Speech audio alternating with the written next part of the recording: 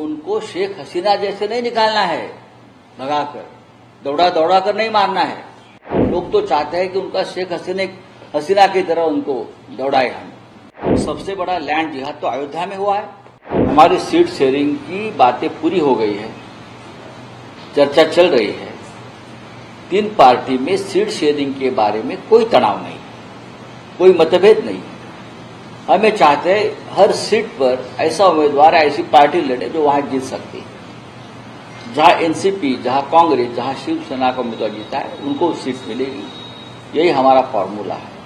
किसी भी हालत में जिसने महाराष्ट्र को लूटा है, महाराष्ट्र पर डाली है, दरदिन डालते हैं, ऐसे सरकार, खोखे सरकार जो इलीगल है, अनकॉन्स्टिट्यूशनल है, असंवैधानिक है, वो सरकार यहां बैठे, उसको हमको निकालना है।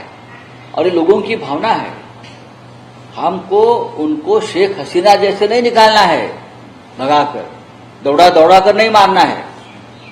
हमको डेमोक्रेटिक तरीके से निकालना है। लोग तो चाहते हैं कि उनका शेख हसीना की तरह उनको दौड़ाए हम, लेकिन हम चाहते हैं कि डेमोक्रेटिक तरीके से हम उनको महाराष्ट्र से सत्ता से बाहर निकालें। कल चर्चा लोकसभा में बिल आया था, लेकिन वहां पर कोई सांसद उस वक्त मौजूद नहीं थे। आरोप आप पर लगाए जा रहे, जो सत्ताधारी दल है वो लगा रहे कि जो हिंदुत्ववादी आपकी छवि थी, अब वो जब वोट का विषय आता है तो समर्थन नहीं करते। हमने देखिए, अभी तक ये जो बिल है चर्चा पर नहीं आया है।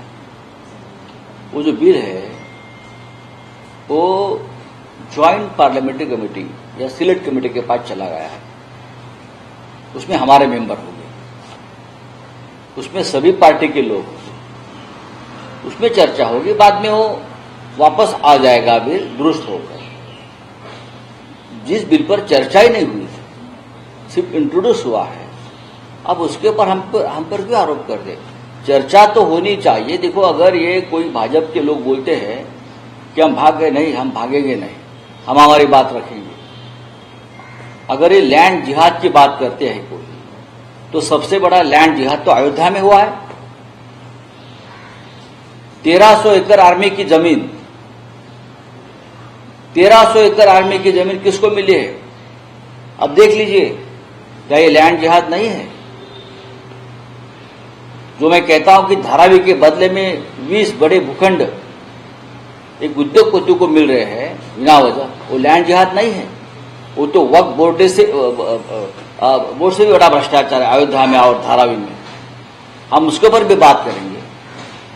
केदारनाथ से 500 किलो सोना गायब हुआ है, तो हम उसके ऊपर भी जब ये चर्चा में आएगा तो सिर्फ हिंदू मुसलमान नहीं होगा, बात देश की होगी। CEN न्यूज, देश प्रदेश की ताजा तरीन खबरों के लिए CEN न्यूज को सब्सक्राइब करें और रहें पल पल की खबर से हर पल बाखबर।